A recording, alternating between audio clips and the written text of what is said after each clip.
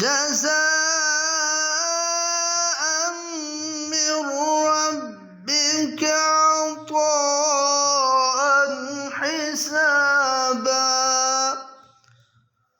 رب السماوات والأرض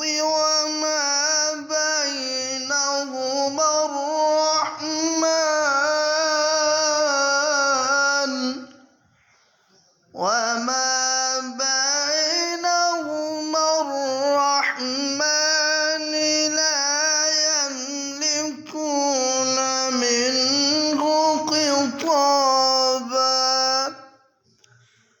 يوم يقوم الروح والملائكة صفا